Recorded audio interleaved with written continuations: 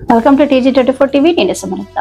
Phone tapping కేసులో నిన్న విచారణకు హాజరై వచ్చిన ఎమ్మెల్సీ నవీన్ రావును పలువురు ఎమ్మెల్యేలు, ఎమ్మెల్సీలు, మాజీ ఎమ్మెల్యేలు, మాజీ ఎమ్మెల్సీలు, పలువురు కార్పొరేటర్లు నవీన్ రావు నివాసానికి వచ్చి ఆయనను పరామర్శించి సంఘీభావం ప్రకటించారు.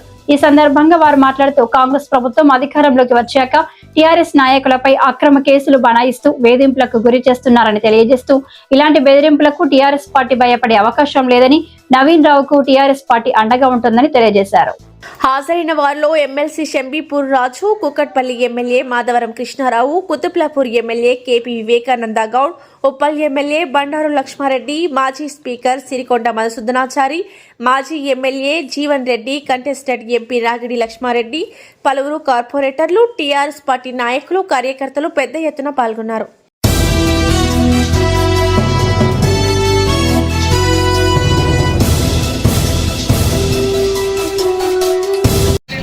సిరికొండ మధుసూదనాచారి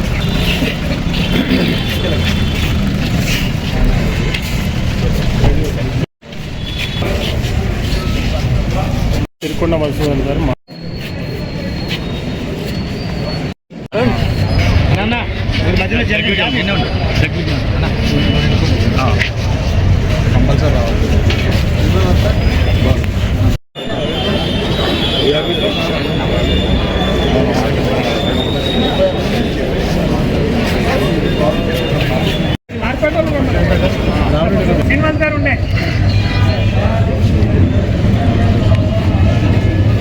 ఉపేంద్ర రామ్